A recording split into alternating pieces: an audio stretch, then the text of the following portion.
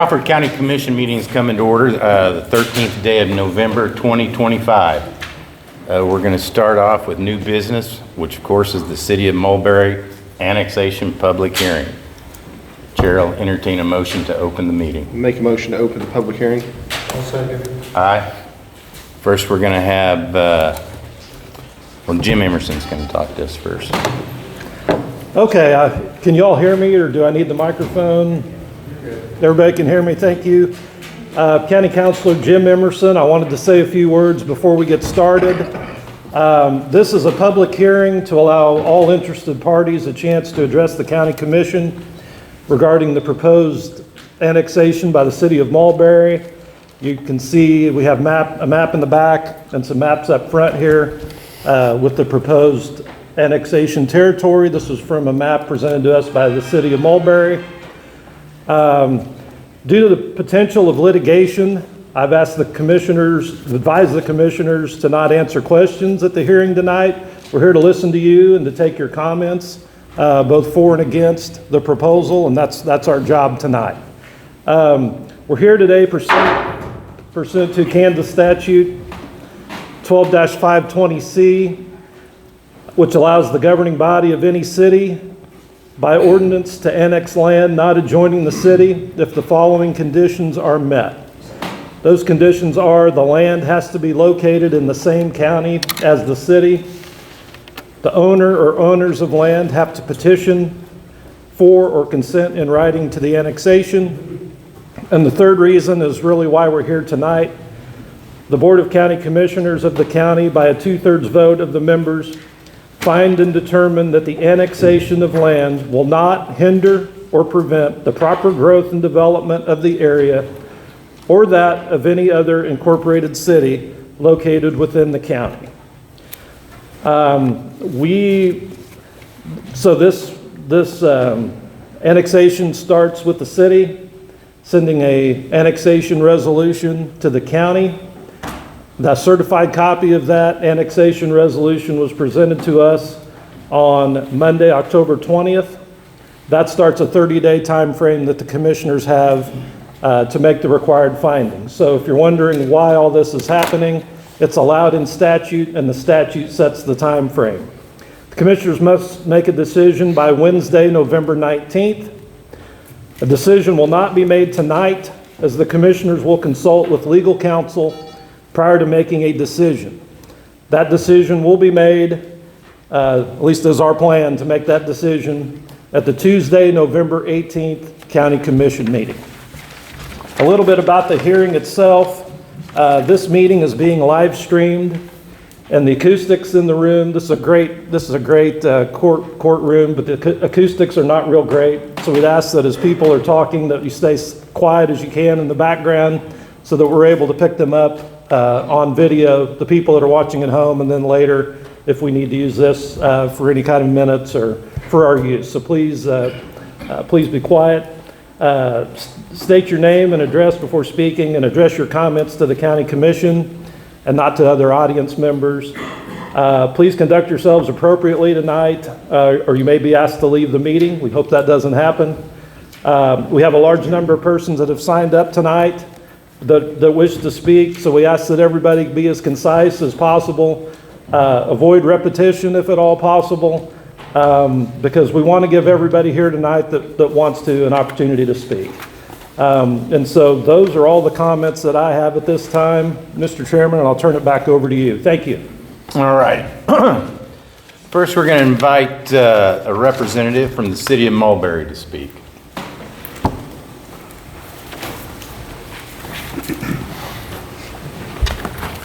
Good evening, Commissioners. I'm Kevin Mitchelson. My address is 209 Elmwood Drive in Pittsburgh, and it's my privilege to appear before you this evening in my capacity as City Attorney for the City of Mulberry. We want to thank you for holding this hearing. I'll hearken back to my days as County Council to say it's kind of fun to see a room full of people interested in the county's business. I'm glad to be here, and I'm glad we have a lot of folks here tonight because this is an important conversation. As you know, we're here to ask for your approval of a petition for annexation, as Jim pointed out. The petition was presented to the city by the landowners. It states their desires for their land. None of this was initiated by the city of Mulberry. But the situation has created an amazing opportunity for the city of Mulberry, for Crawford County, and for the 2 school districts that have land in the area. You have the city's resolution, which sets forth the proposed tracts, and I don't really intend to discuss any of that unless there's questions that need to be addressed. So why is this appropriate that Mulberry annex this land? The east tracts that are proposed to be annexed are closer to Mulberry than any of the tracts are close to any other city. Most of the properties in this area have Mulberry addresses. The city of Mulberry's gas line is marked on red on this diagram over here that says Mulberry Gas.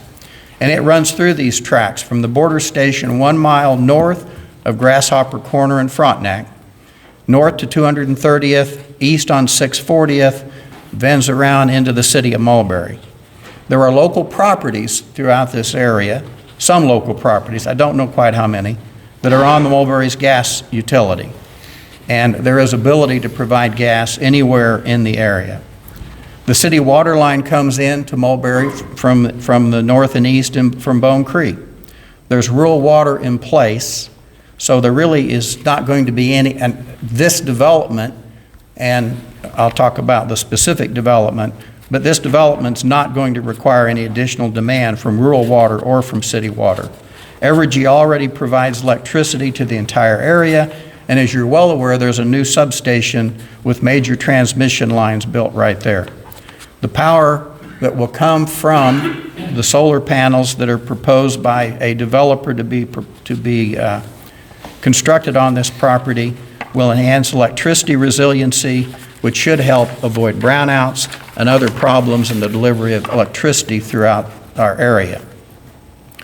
The most significant impact of this project, this annexation, and the project, if it goes through, if it's approved by the city with cooperating with the county, is going to be significant tax revenues at virtually no expense to the county, no expense to any of the cities involved. The developer of the solar panels proposed an investment of some $300 million for panels. Now, admittedly, solar panels in a project like this, kind of like in an IRB, are exempt from taxation for 10 years. But the developer has already committed to the city, and this will all be documented if the annexation is approved, that they'll make pilot payments to the school districts. Part of the land is in the Northeast USD 246 school district, but I learned last evening that one of the tracts is actually in Frontenac USD 249. That there's going to be a $200 million investment in the batteries. There's no exemption from taxation for those batteries. They'll be fully taxed. Shasta has made tax projections based on the 2024 mill levies based on information provided by the county appraiser's office. I'm not going to talk about those numbers. Shasta can do that. There'll also be sales tax based on some of the installations and on the power sold.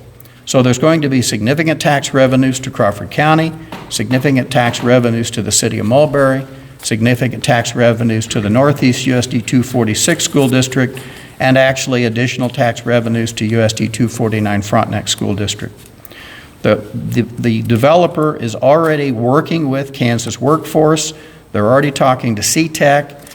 This is a significant economic boost will come from 200 construction jobs over a 2-year period. The food and lodging, the fuel, the sales taxes for those construction workers over a 2-year period is going to have a significant benefit for Arma, Frontenac, Pittsburgh, and the entirety of Crawford County. There's just no way that any governmental unit in Crawford County loses from any of this proposal. Now, I can appreciate that people who have nice homes, there are some lovely homes in the area. Anyone who lives in these areas is concerned about aesthetics. And so I'd like to direct your attention, commissioners, if you would. The first picture over here, the one closest to the table, is what you see looking north right now from that row of houses on to 610th, I think, isn't it? Right. That's what you see looking north. Now, the developer is already working with the Polymer Center at Pittsburgh State University, and there's this thing called Waiuli plant that actually creates rubber, as opposed to importing rubber from a rubber plant in South America. They're working with the university. They're working with the graphics people at the university. They're working with NEMA, with the Polymer Center. And so this is the commitment that the developer has made. Now, we haven't even gotten down to talking about a contract. We don't have any documents, because if we have annexation, we'll proceed with those things.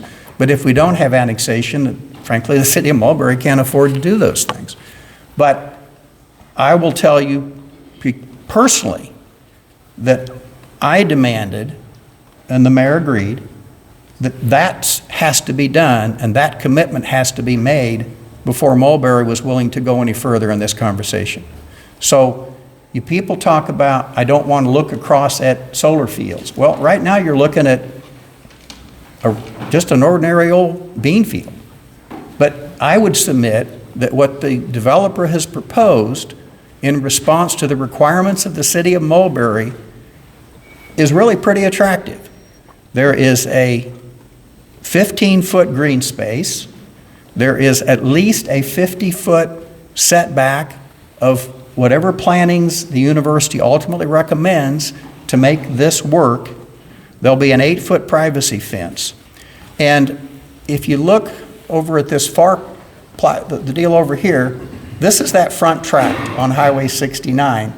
And you can see that without being prompted by the city of Mulberry, that's where the developer has already agreed and is diagrammed that they will build that. They will build the grass, the buffer, the fence, the screen fence. They've also indicated that they will work with any individual property owner in any part of this area to deal with individual desires as far as screening. Because a lot of these properties, a lot of these homes are built in parts of a tract that is wooded or has a creek running through it. There's not going to be any solar panels there. We've got a lot of wooded area in this, as you can see from the diagrams. And so what they said is, and what the city of Mulberry has always said is, we've got to take care of the people who have these nice homes in these areas. So that's the commitment that the Mulberry has already gotten the developer to make, and I think they've done a pretty good job.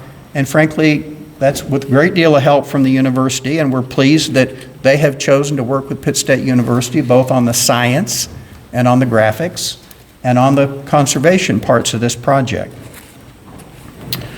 How do you take care of solar panels? Well, the current recommendation is that you maintain the area with sheep. So it's going to have a continuing agricultural element to it. If you haven't been over to Greenbush, you ought to go over to Greenbush and look. They have a very attractive solar field. It's maintained with sheep. It's not a nuisance. It's really quite attractive. Don't think the people across the street ever objected to it. And every day, I know driving to work yesterday, the whole conversation on NPR was about the need to further develop alternative energy. This is alternative energy in Crawford County. It's not wind turbines, but it is alternative energy. And I would ask how many of the folks in this room who may not think this is a good idea drive electric cars. The next topic I'd like to cover is safety. Safety is going to be the city of Mulberry's top priority, and I think the developer would tell you it's their top priority. The kinds of batteries, the technology that this field will generate power and be stored in have not been selected. That's being worked on by the Polymer Center at the university. There are new technologies in this area coming out every day. And I'm sure you're going to hear all the horror stories, all the Facebook news about how these things go wrong. But we're advised that Shasta will continue to work, is relying on recommendations from the scientists at the PSU Polymer Center to come up with a recommendation about what's the best source, what's the best way to harness the power that's generated here. The other thing that we've been talking about for the very first day is fire suppression. And they've committed that in addition to the tax revenues the county will receive, but more importantly that the city would receive from a project like this, which will allow Mulberry to buy additional fire equipment, additional materials. They're also committed to having in the battery box, whatever that area is, internal fire suppression. And so I think I'm not unconcerned about this. I am committed that we will draft and make requirements to make this as safe as it possibly can be. Fire protection, as far as fire departments, we already have good fire protection in the area with mutual aid from Highway 69 on the west to the state line on the east, from Mulberry, Arma, Arcadia, Frontenac, and of course the township. We have good fire protection in that quadrant of the county, and this will only get better. They are going to have a significant investment in this property, and they're going to have 24/7 security, whether that be cameras. But we also understand that when Mulberry annexes this land, the city's police department is going to have to expand, and they're going to have obligations to police this area, again, with cooperation from the sheriff, as they already have. The sheriff backs up Arcadia and Mulberry. You know that. The sheriff backs up Arm and every other city in the county. But Mulberry knows they're going to have additional obligations of fire protection and police protection if this land is annexed. Let's talk about the condition of the land. Much of this land, I'm told, is reclaimed pit land. There are not going to be materials falling out of solar panels. These are significantly expensive pieces of equipment. Mr. Elnicki tells me there'll be less chemicals, none, on the property than there is now with farm chemicals and fertilizers being applied under the current operations. The sheep, they'll be planted with grasses and clover because you've got to have plants that don't grow up into the panels. So those are the kinds of things that fix nitrogen, improve the soil through the years. So I think those concerns are, one, unfounded, and two, quite incorrect. Let's talk about regulation of this project. Annexation is only the first step. The city is going to have zoning. They've already committed to solar district regulations. We have collected all of the solar regulations from every city and county in Kansas that's already done this. But that's a lot of work for Mr. Emerson and me to figure out what those things need to look like, and we haven't spent the money to do it, but we will if the annexation is approved. There's going to be a conditional use permit, still has to be issued. I mean, if you let this annexation go through, you're not committing to approve it, and the city hasn't begun to regulate, to legislate, to tell them what's going to be required for there to be any solar development on any part of the city of Mulberry. I've raised hell about decommissioning from the very beginning. The primary responsibility for decommissioning these projects rests with the state of Kansas. I'm told 50% of the material in these projects is today and likely will in the future be recyclable. You know, in Crawford County, we remediate coal mines. We remediate alkaline strip pits. We can clean up a field of clover after all the materials are taken off of it. So we're dealing here with a chicken and egg problem. All of this work, all of these agreements, all of these restrictions, anything the county wants to impose on this project comes after annexation. We can't put the cart before the horse here. We can't do all this work until we know the land's going to be part of the city. This is good economic development for the city and for the county. Solar is coming. With all due respect to my friends, and I have some friends who are going to oppose this, I hope they're still friends tomorrow. They're going to be opposed. Your decision should not and cannot be governed by a vocal minority of folks who don't want this in my backyard. That's just how it is. That was the case when we did the landfills. I was county councilor through all those conversations. That's the way it is. But I will give you assurance that the mayor, the city council of Mulberry, and certainly I as city attorney will do everything we can and will properly regulate this property and will consider the needs of our neighbors. You'll hear that from the mayor. Let me briefly touch on the law, and I don't need to quote, Jim's already quoted that, but it is the position, and I think we're correct, that the development proposed here and the annexation by the city will in fact not hinder or prevent the proper growth and development of the area or that of any other incorporated city. Now, we received this morning the resolution adopted by the City Council in Frontenac last night. We acknowledge that both the city and the neighbors of all this land have the right to participate in these proceedings. But I do want to talk about some issues raised in City of Frontenac Resolution 2025-21. First of all, extension of services. The resolution says this raises questions. Well, okay. But there are no extensions of services necessary.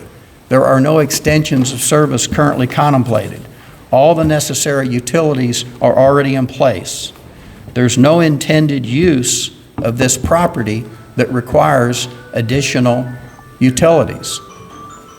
The transmission lines connecting the various tracks will be underground unless and except to the extent they have to go over roadways.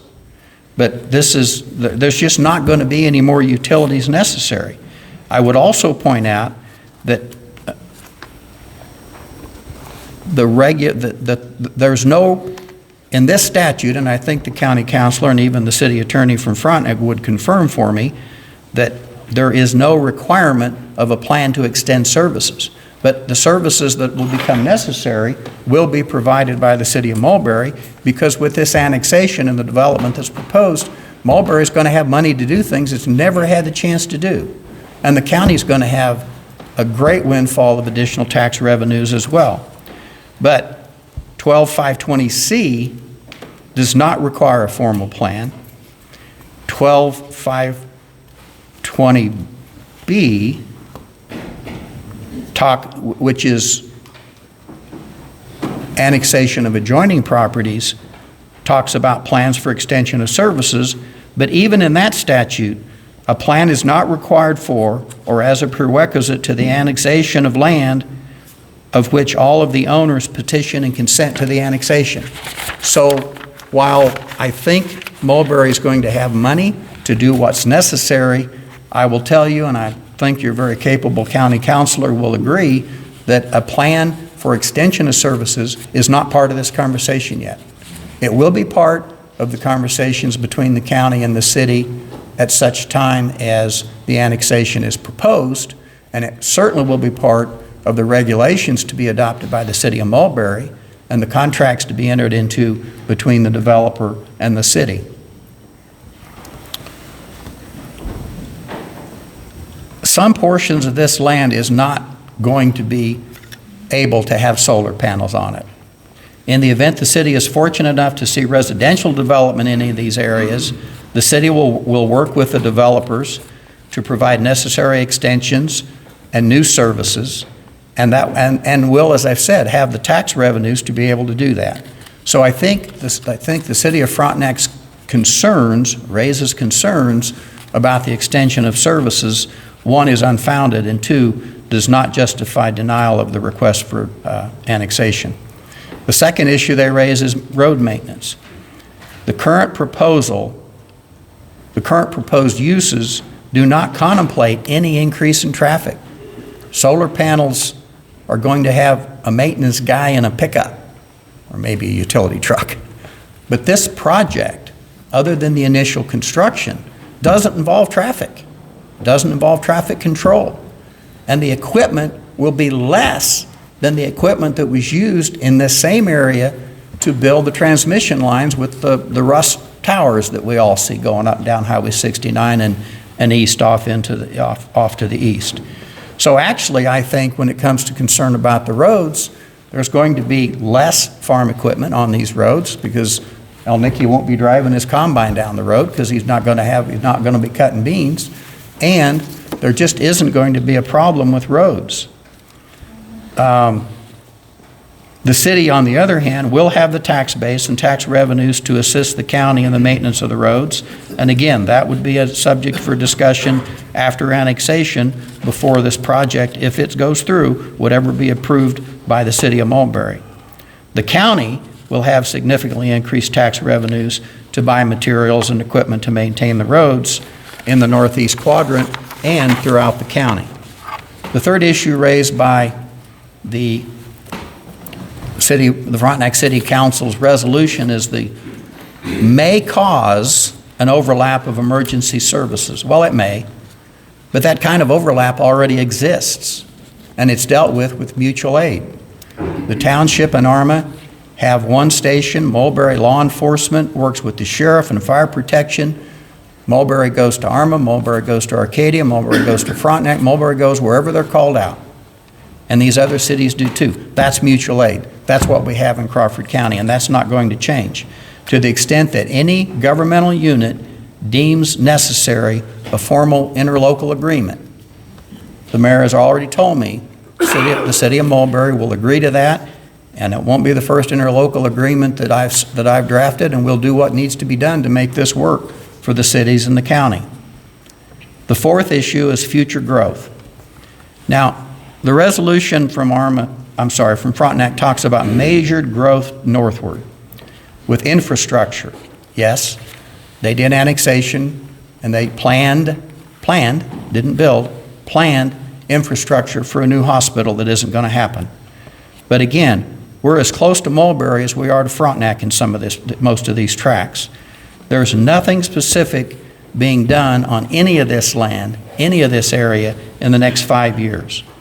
All around growth is at least a mile to the south. Frontenac has a major obstacle in any northward expansion, as does any city, because Section 12520B of the Kansas statute says that no portion of unplatted land devoted to agricultural use of 21 acres or more shall be annexed by the city without the consent of the landowners. All that land is big tracts of farmland. Without the consent of the owners, Frontenac can't annex it, no matter how bad they want, no matter how bad you want. There's not going to be annexation of any of that land until landowners consent. And I can drive out that area and see some beautiful homes on 40 acres and 80-acre tracts that are never going to be consented to be annexed for tax reasons. And most of the farmers in that neck of the woods are not going to voluntarily consent to annexation. So I think any concerns about future growth are overly optimistic and in fact speculative. I wish Frontenac every success, by the way. But Mulberry is proposing very specific growth with a 2-year time frame and a project that should be operational at the end of that 2 years. So in closing, let me just make this observation. Anytime Pittsburgh or Arma or Frontenac or Girard and now Mulberry takes a step towards positive economic growth, it's a good thing. It's a good thing for the entire county. It's a good thing for every city in the county. This is good progress. This is good economic development. We don't need Frontenac's permission any more than Frontenac needed Mulberry's permission to have a new hospital built, or to do Mr. Fauberg's residential development, or to do Mr. Coupland's residential development, or even to have a 4-lane road to Capaldo paid for entirely with federal funds at no cost to the city. Even though Capaldo, I believe, is part of the city of Frontenac, and the mayor called that road a road to nowhere. We are not talking about wind turbines. We won't be talking about wind turbines. Nobody needs to bring up wind turbines. There are no wind turbines in this project. Please understand that. If Frontenac was proposing to annex these properties, Mulberry would be envious, Arma would probably be envious. But we would celebrate Frontenac's and the county's good fortune, because a rising tide floats all boats. But envy isn't pretty, Commissioners. This is Mulberry's chance to contribute to the economic development of Crawford County. It's a win for the city, it's a win for the county, it's a win for both school districts, it's a win for the entire county. It will enhance and will not prevent, will not hinder any currently planned or even foreseeably future proper growth and development in the area. And we ask that you make findings that this annexation is appropriate and should be approved. Thank you. Thank you. All right, next we're going to invite Pat. Did you want to come up and say something? Will.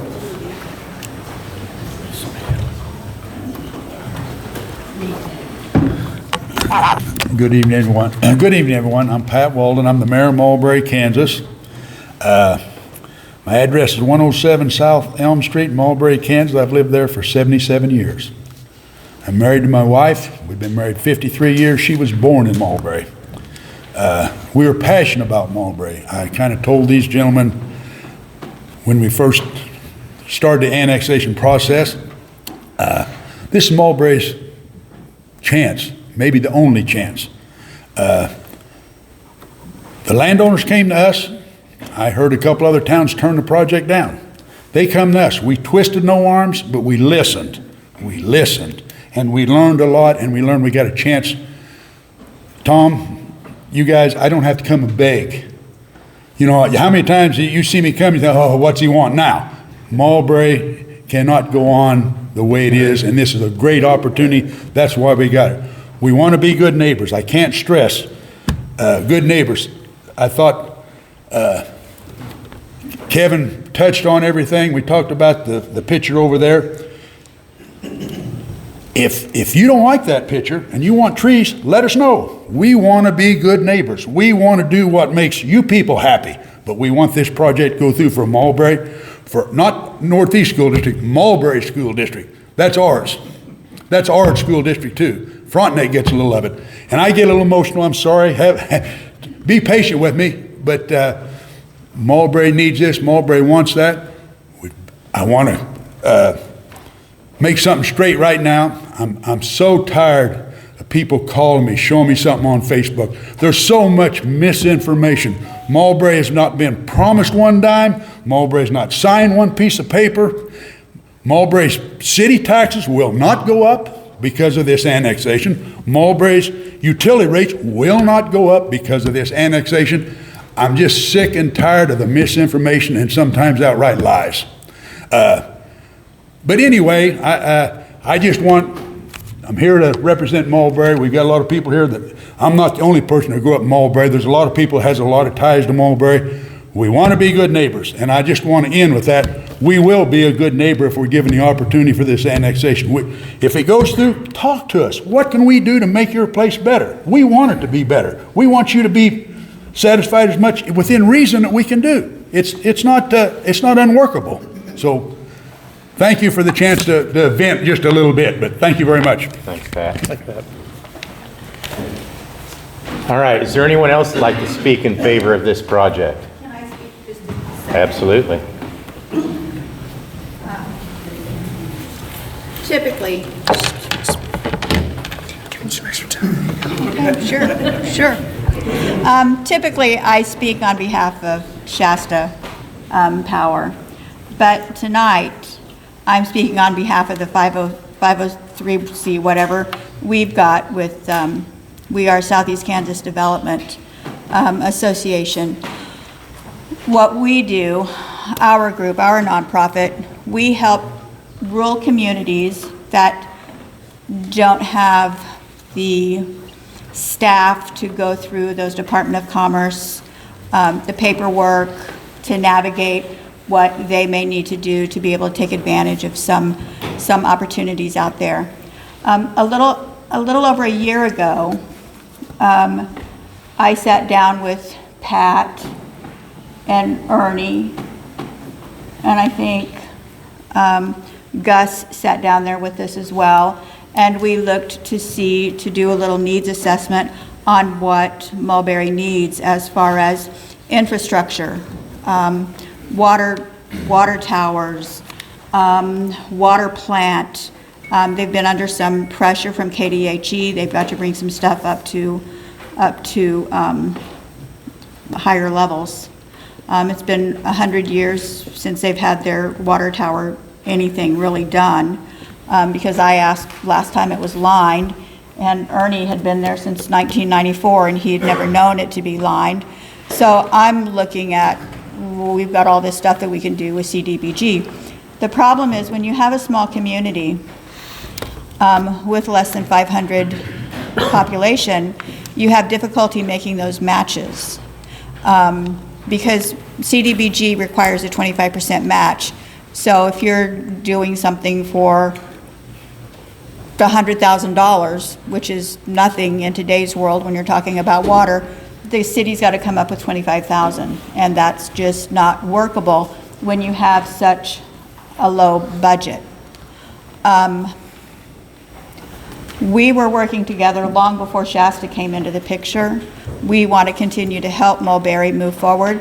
We're working right now on a parks revitalization to bring some amenities to the community, to entice more people to work to move there. We've seen a lot of growth in Arma as far as new homes. We've seen some growth in Croburg with some new homes.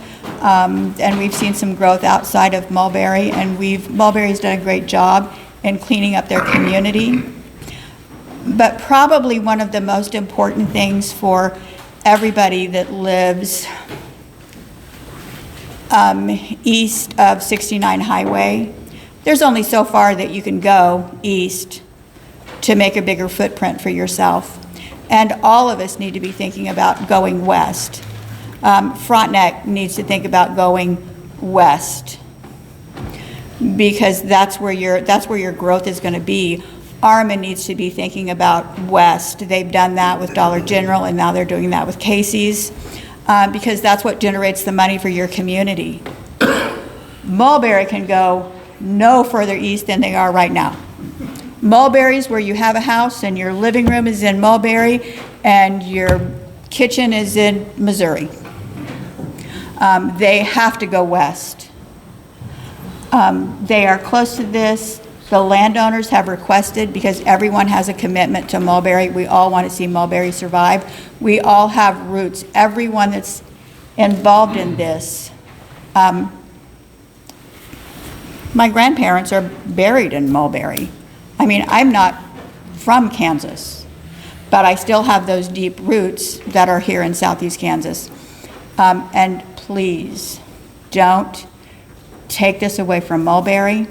Don't take this away from USD 246 and 249, and don't take this away from Crawford County, because we know that we are one of the poorest counties in Kansas, and there's only one way to fix that, and that's with economic development. And that's all I've got to say. Thank you. Thank you. All right, is there anybody else like to speak in favor of the project? I will. Linda Fugate, 273 East 570th, Girard, Kansas. Landowner. I don't see a problem with Mulberry getting annexed. Hold on. Take a breath. I'm also a case manager for the poor. Mulberry needs this. Thank you.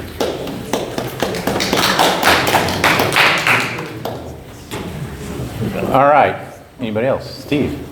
Rick?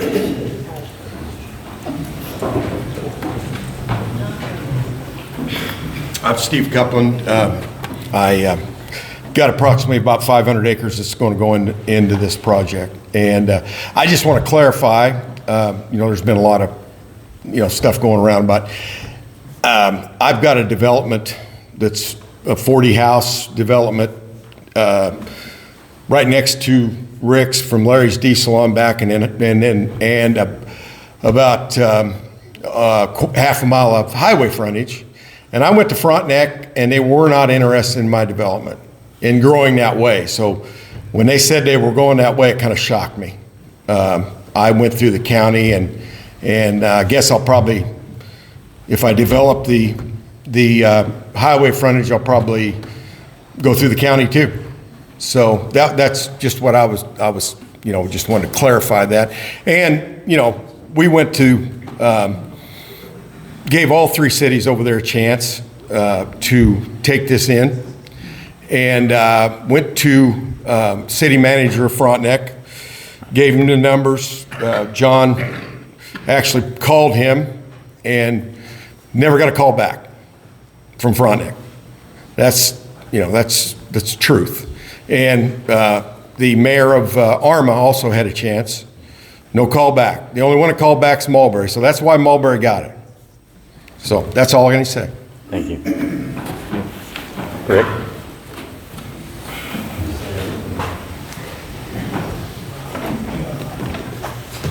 I'm Rick Elnicki. I'm one of the landowners involved in the annexation.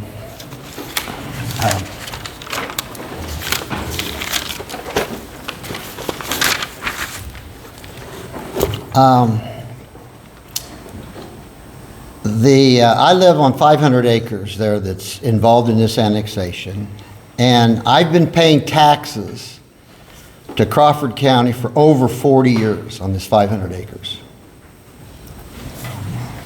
I should be able to use this land to benefit my family. I have roots that go way back in Mulberry. My wife grew up in Mulberry, and that's why I'm happy that this annexation will benefit the city of Mulberry. Concerning the Frontenac expansion that they talked a lot about, I went to their council meeting last night, and at one time I owned 90 acres adjacent to the city limits of Frontenac, just north of the Frontenac football field. Matter of fact, 30 acres of that 90 was in the city limits of Frontenac.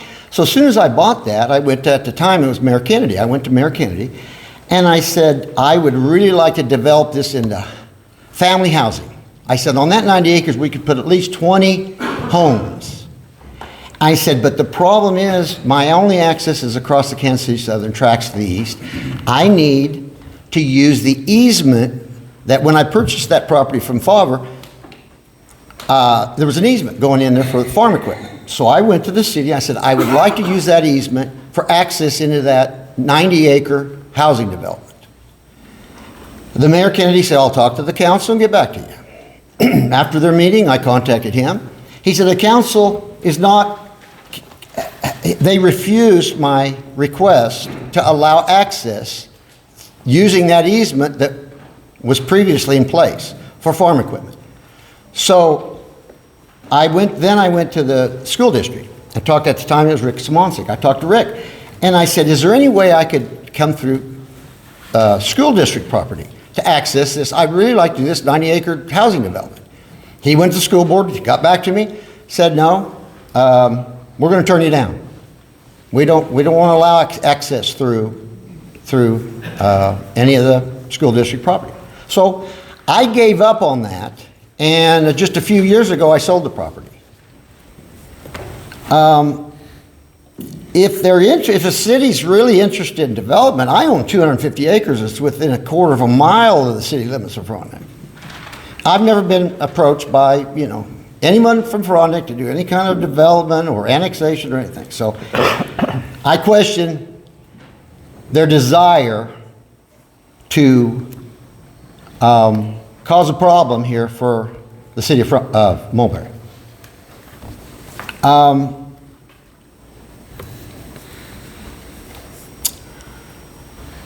I went to their council meeting last night, and several people spoke. Not one of them lived in the city limits of Frontenac that talked against the Mulberry annexation. Not one lived in the city limits. Currently, my land is farmed. I lease it out. Over the years, I've received complaints about the dust, the noise, the farm equipment running all hours of night and day, the smell from the poultry litter, which we do put on, and the reason is it's very good fertilizer, but it does stink. I don't like it any more than anybody else. And it's not my decision to use it. It's the farmer that leases my land. It's economically feasible for him to use it. But my biggest concern is all the pesticides that are being applied on this farmland several times a year. And it's not a choice. It's a necessary thing to put because if you're going to raise crops, you got to control the pests, whether it's bugs or weeds or fungus. And we just had some fungicide put on a wheat field with an airplane. And you see this pesticide floating down, and it was real close to my 3 grandsons. And I thought, the young grandsons they're going to live within 100 yards of this development, this annex property. And so I want to remind my neighbors that complain about all these things, that if there's a solar farm there, there'll be no dust. There'll be no smell from litter. There won't be any litter put on that anymore. No noise. Solar farms there's no noise with solar farms. And no pesticides. So keep in mind, these pesticides, they're poison. I mean, some of the pesticides that they apply, you can't put on with an airplane because they're too hazardous. And so I think about that, and I don't really want my grandsons to grow up in that. And it's not something that is a choice. If you're going to grow crops, you have to do this.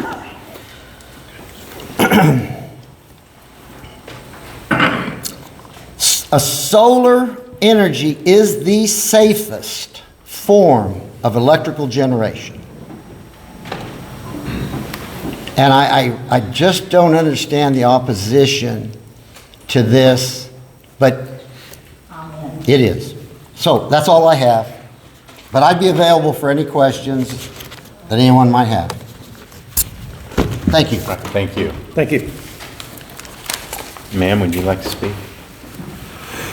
I think I can speak loudly enough that you can all hear me, hopefully, since I don't walk very well. It's a long way. Ma'am, could you state your name, please? Joy Leeper. I've lived in Pittsburgh for 35 years.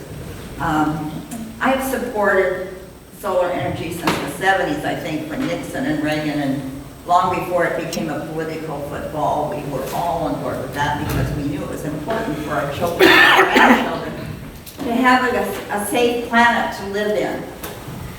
So it goes much deeper than just, I was so happy when I saw that wind and solar were coming to Crawford County because I wanted to see that for 35 years. And I just want to say it's a beautiful thing. The sun gives us free energy all day long, which is why some people are against it. All the people that are profiting enormously from coal and gas and oil have poisoned our minds with propaganda for the last 20 years and changed the tide of things. And it's really alarming because how hot was it today on November 13th? Too hot. Why? Climate change. The quicker we can get more sustainable energy on the planet, the more likely our grandchildren are going to have a planet to live on. And you need to notice what's going on around us, floods, the storms. Why do you think everything's changing so much?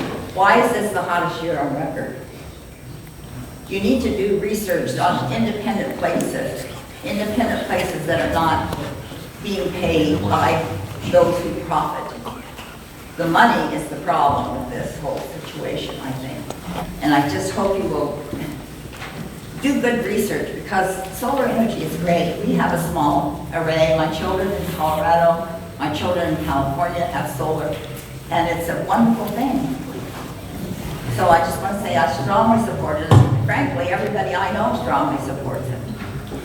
I don't know, I'd like to meet some of y'all, but don't. I mean, I love you, I really do, I'm not hoping to find anybody. I love everybody, I think we should find things to agree on, and it seems to me this is something we can agree on. I know we used to agree on this, just hear me, do you remember the 70s and the 80s? We used to agree that we needed to have solar. Was it Carter that put solar on the White House? And then, of course, the next president took it down. But it's been a long time, and I've seen it. I've lived long enough. Some of you, I've noticed me, I'll also remember all of these things. So I just wanted to speak up and support us. I just moved to the outskirts of Joplin, like, for medical reasons. And so I drove a long ways today in the middle of trying to straighten up my house so that I could testify for solar and wind. I really strongly support it here in Crawford County. Thank you. Thank you. Thank you.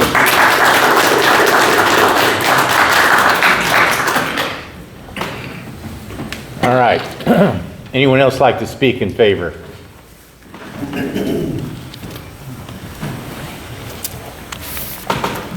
Hello, I'm John Kopiak, one of the owners and managers of Shasta Power. Thank you very much for producing this hearing to listen to the reasons for the annexation. Yes, this is a big change. We are offering, or we're planning on a $500 million injection or build in Crawford County, and Crawford County, of course, has the moratorium, and we're not trying to circumvent Crawford County. In fact, we're going to be paying taxes to Crawford County and the city of Mulberry.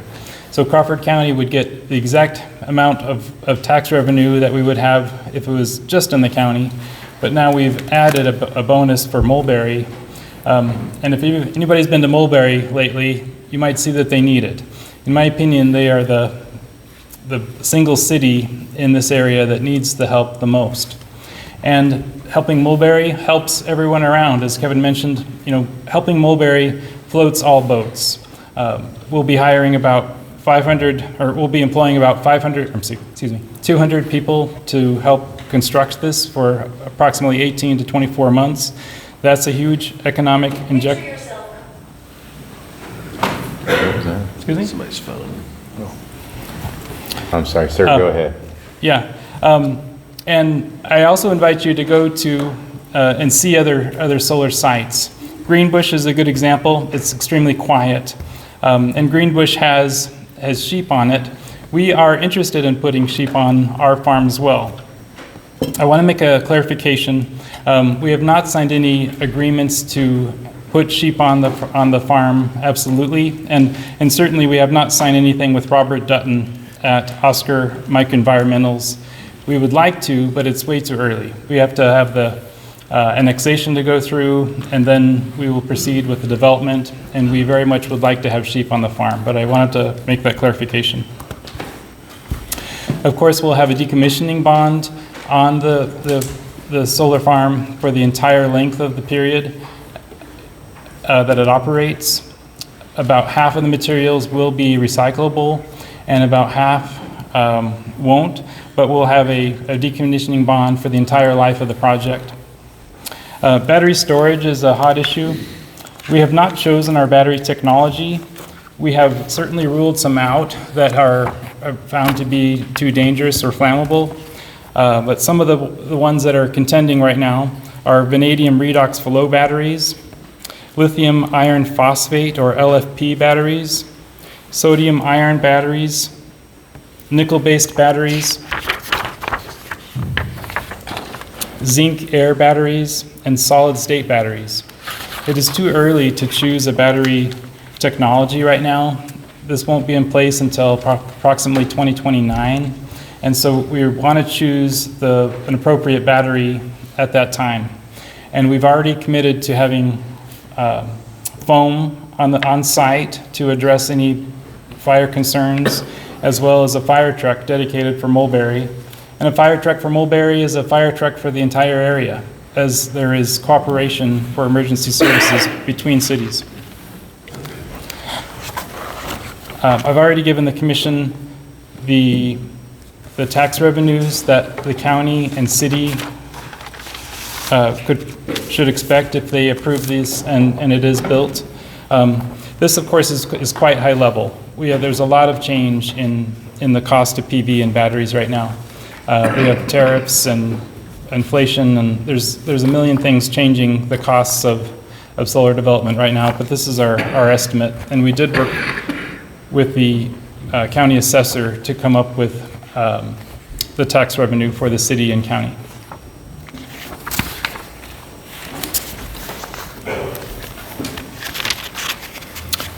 There has been a rumor that if we did pay the county taxes, some of the schools would lose out on funding from the federal government.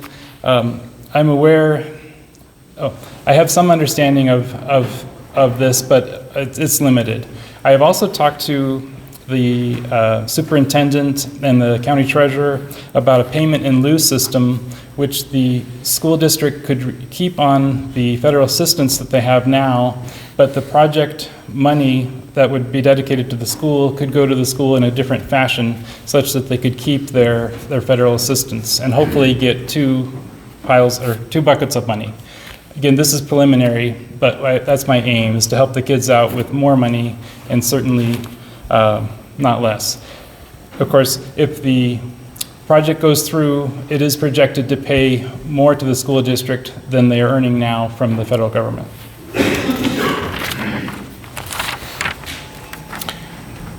If the project goes through, it would improve electric resiliency. The chance of black or brownouts would diminish. As Pat would say, we intend to be good neighbors with setbacks and privacy fence. And if you've ever been to a solar farm, you'll see that it's extremely quiet. One of the reasons for this annexation is that the federal tax credits are winding down, and we were looking for a way to move ahead sooner than later. And Mulberry is anxious to have more revenue, and they seem to be a wonderful city to support, and we would like to support them, and also Crawford County. And it seemed to be a way to move the project further along a little quicker, while there are still tax credits that do help the industry and could make it viable for everyone involved, and viable and beneficial for everyone involved. Thank you very much for considering this. I appreciate it. Thank you. All right. Anyone else like to speak on behalf of the project? No? Then we're going to shift gears.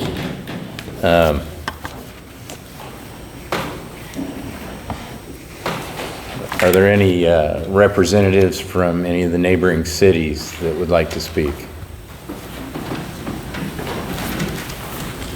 Danny Childers. I live in Franklin. I've sat here tonight and I've listened. I listened last night in Frontenac. I was also before the commission a couple weeks ago, stated my opinions on it. I've stated them on television, I've stated them in the newspaper. What I've heard here tonight is just nothing more than a Kansas Crossing promise. You know, we're gonna put a quarter in a slot machine and we're gonna come out. Okay, you're not gonna do that. They're not gonna do that. It's not gonna help. I hope that there is something that can help the city of Mulberry. Don't know what it is. Lived in this county now for 56 years. I've never seen Mulberry grow. I've never seen Arma grow. I've never seen Frontenac grow much bigger than it is. Everything has kind of stayed the same. It's been our community. It's a community of the people. We go and bring in a rule, or the commission says, okay, we're going to do a moratorium. Now, we're going to find a way, Girard builds a solar farm. How did they get it? Well, they're not part of the county, so they can build it. Okay, so now we're not going to wait for the moratorium. The old saying goes, if you listen to a person talk long enough, they'll tell you their intentions. Last night I heard the intentions. The reason that we're going to go do this annexation was because, number one, the federal money is falling out. Shasta can't afford to build it. They can't afford to pay the millions of dollars if they don't have the federal government. They can't afford to do all the other things that they promised if they can't build this. So they go around the county commission and they ask for annexation. And they ask for annexation. This right over there surrounds my house. I'm not happy about it. Nobody's come to me and said, hey, we want to put up an 8-foot privacy fence in front of your house. I hadn't heard one of my neighbors complain about the dust, and I farmed the ground for 10 years. I didn't hear nobody complain about it. Nobody ever complained to me about the spraying. Nobody ever complained to me about the noise when the airplane flew over. When I saw the airplane fly over Rick's ground the other day, I ran out and took pictures of it because I thought it was great. That's the greatest thing that you can see. You can see the birds. You can see the deer. I watched a buck just walk across in front of my house last night, and I thought to myself, how are we going to miss that? How are we going to put up a privacy fence? Well, you want to put up a privacy fence in front of my house? Paint a big old combine on it, because that's what I love. They promised trees. Well, Evergy promised trees when they put up their little substation there. And they grew them for a couple days. But then they mowed them right off. There ain't nothing there but a pipe sticking out. I'm sure Rick's probably hit it pulling in and out of there a few times. I'm not here to badmouth anybody. I'm here to say that all of these promises, they don't happen. They don't happen for anybody. They don't happen for our county. They don't happen for our town. They're not going to happen for us. Each one of us that live in these houses that surround this place. What are we going to get out of it? What are we going to get for being penalized for living there? Are we going to get lower taxes? Of course we ain't. They're not going to pay our taxes for us. They're not going to pay our property values for us. The only thing that they're going to do for us is give us something to look at. Something that we don't even want. Something that my neighbors don't want. Something that the county survey says we don't want. Thank you for your time. Thank you.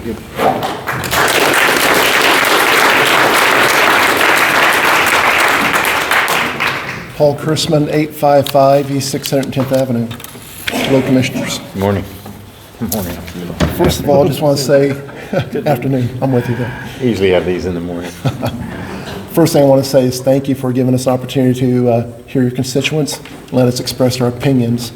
I brought with me tonight a petition that's been signed by almost every landowner, homeowner on East 610th Avenue, as well as across Deer Creek Addition, which is just north of 610th Avenue. I'd like to share that with you if I could, please. Sure. Thank you. Sure.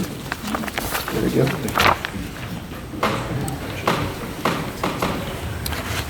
So just a quick recap.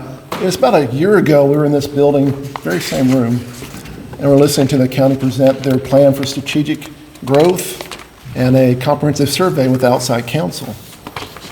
And during that time, it was told to everybody that was here that the results of the survey will weigh heavily in any kind of decision that was made regarding solar and wind.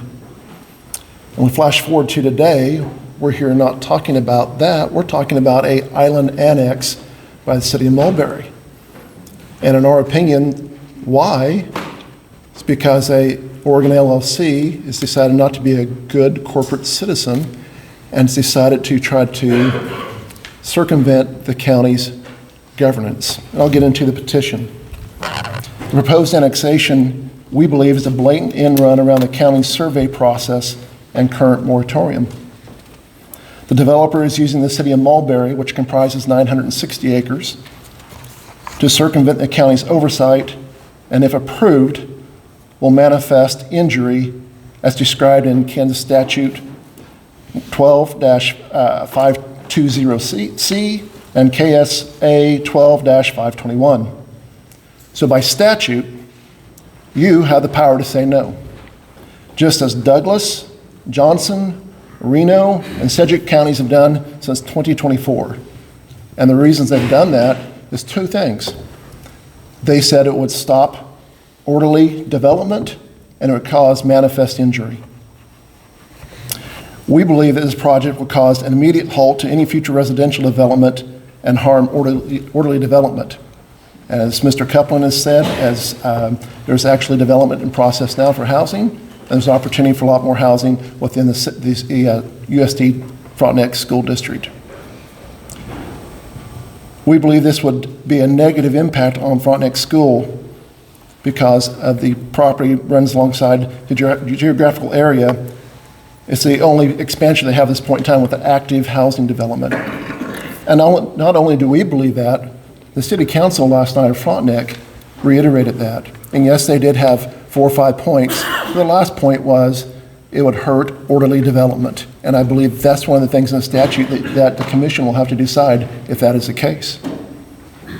We believe that the neighboring landowner property values and marketability of the property will be significantly harmed, which creates manifest injury. We believe that it would create a fire hazard that the city of Mulberry, unfortunately, has zero capacity to mitigate. This will create future manifest injury in the form of higher insurance or hazard premiums. And will it create an unnecessary burden for the county and surrounding municipalities to provide fire protection for increased fire risk? So will this create an increased tax burden for additional fire equipment and training? And I assume that the information has probably been relayed to the commission that this week the City of Ormond Fire Department and Rural Fire Department number 2 have both voted not to provide mutual assistance for solar field. So the question would be, where's our fire protection to come from with increased risk? We believe there's also potential for harm due to solar glare for the City of Pittsburgh Airport. We're 2.8 miles away. We believe it creates potential for hazardous ground and water contamination. There's a creek that runs through that property, and that creek runs to the south, right through residential area. Perhaps the biggest item is that it sets a precedent to allow developers to entice other small municipalities to circumvent county authority, including zoning and decommissioning. That not only affects Crawford County, but also affects the state of Kansas. The Kansas Supreme Court set precedent in KSA 12-521. It clearly spells out in the City of Topeka versus the Board of Shawnee County that commissioners can deny an island annexation request if it causes manifest injury to landowner, the community, or orderly development. And as stated above, this request from the City of Mulberry does harm orderly development and most certainly creates manifest injury. The owner's consent is meaningless when the manifest injury is obvious. That's what the Supreme Court said. This annexation request is clearly an attempt to circumvent the county's authority over planning and zoning for the benefit of an LLC. And the following landowners, there's about 50 of us that signed that petition, would humbly ask the commission, just as the City of Frontenac said last night, just as Armor Fire District said, just as the Rural Fire District number 2 has said, we humbly ask that you deny this request. Thank you.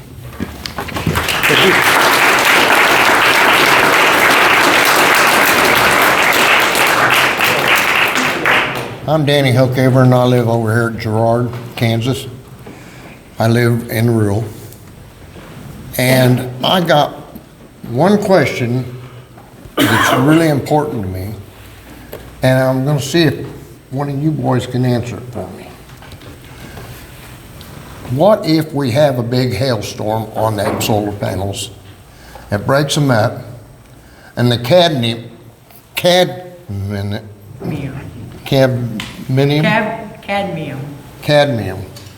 leaks out of them onto the ground. I've heard that if that leaks out on the ground, it destroys that ground for 300 years. And I've heard that if it gets in our water table, it's a cancer-causing agent that will poison our water table. And we have all kinds of deep wells around here. Girard draws from it. We draw from it in the rural community. And Pittsburgh, Frontenac, Arma, plus we have Bone Creek. But can you answer these questions for me? Yeah, I mean, gladly. these panels are certified. Sorry, it's kind of a sticky seat. These things they're certified to accept direct. Sir, could you state your name? Yeah, I'm sorry. I'm Max Rowe. I actually live in Tucson, Arizona. I'm not from around here.